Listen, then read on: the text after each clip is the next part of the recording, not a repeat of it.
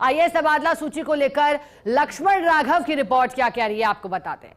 Political और administration feedback इसका आधार रहा। इस बार सूची की हो रही पावर गैलरी में तारीफ। सूची बनाने वालों में भी इस बार समन्वय दिखा है।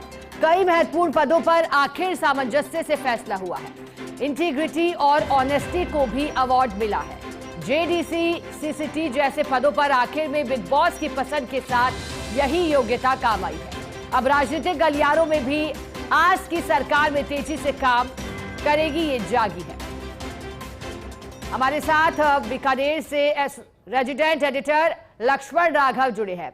लक्ष्मण, अब तबादला सूची को लेकर आपकी रिपोर्ट कह रही है कि ऑनेस्टी को लेकर के यहां पर पीठ थपथपाई गई है, लेकिन इसकी इतर किन किन बिंदुओं पर मंथन हुआ है फेरबदल से पहले, वो भी बताइएगा।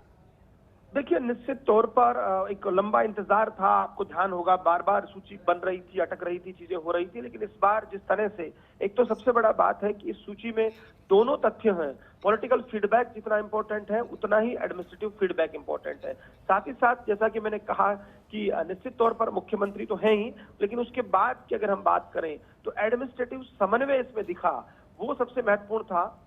हो ये रहा था कि दिक्कतें ये हो रही थी, एक बॉस नहीं, अब एक तरह से कहिएगा सामान्य और सामंजस्य के साथ चीजें हुई हैं, तो ये महत्वपूर्ण है। अगर हम देखें इस सूची को, आप देखेंगे चाहे जेडीसी की बात हो, सीसीटी की बात हो, इसके अलावा अगर हम देखें तो चीजों को जिस तरह से एडजस्ट किया गया है, कुछ ऐसे ऑफिसर्स को वापस मुख्य धारा में लाया गया है जो महत्वपूर्ण है, चाहे फिर उसमें कुमार पाल हो, आरती डोगरा हो या दूसरे ऑफिसर्स हो, तो कहीं ना कहीं ये महत्वपूर्ण बात इस सूची की यही है, कोऑर्डिनेशन के साथ। और जो संदेश छोड़ने की बात थी वो महत्वपूर्ण है, क्योंकि लगातार ये हो रही थी, जिस तरह से बात हो रही थी, एक टर्म यूज किया जाता है ना, पॉलिसी पैरालिसिस, तो ब्यूरोक्रेसी पैरालिसिस जैसी बातें होने लगी थी। तो मुझे लगता है इस सरकार ने, मुख्यमंत्री ने, सीएस ने, सीएमओ ने ये संदेश छोड़ने की कोशिश की है कि बेहतरीन ऑफिसर्स को जिम्मा दिया है। खासतौर पर जो की पोस्टेज है उस पर अगर आप देखेंगे तो महत्वपूर्ण लोगों को लगाया गया है। इंद्रजीत की बात कर लें आप, अगर मेडिकल हेल्थ की बात कर लें, बहुत सारी चीजें हुई थी। यहाँ पर जिस तरह से गायत्री राठौड़ को लाया गया, तो ये तमाम चीजें ऐसी हैं जिसमें सीधे तौर पर ये संदेश देने की कोशिश है कि भैया काम कीजिएगा,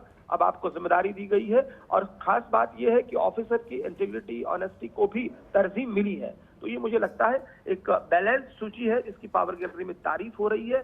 साथ ही साथ जो पॉलिटिकल वर्कर हैं, लीडर्स हैं, उनको भी लग रहा है कि अब जो जिस तरह से हालांकि ठीक है काम हो रहे थे, लेकिन अब तेजी आएगी काम में और ये ऑफिसर्स डिलीवर करेंगे, ऐसा माना जा रहा है। ठीक है लक्ष्मण, बने रहिएगा क्योंकि अगली खबर पर भी आपसे जानकारी लेना शेष है।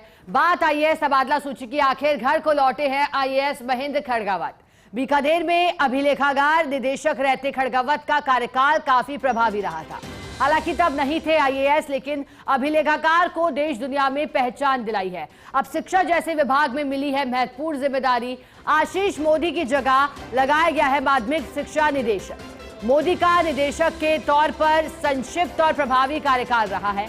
अब मोदी को लगाया गया है चूरू में कलेक्टर। और हमारे साथ रेजिडेंट एडिटर लक्ष्मण राघव लगातार बने हुए हैं। लक्ष्मण, देखिएगा एक और नाम चर्चाओं में जब आईएएस तबादला सूची को खंगालते हैं, महेंद्र खड़गावत का घर को लौटे हैं, क्या बड़ी वजह देख पा रहे हैं इसके पीछे की?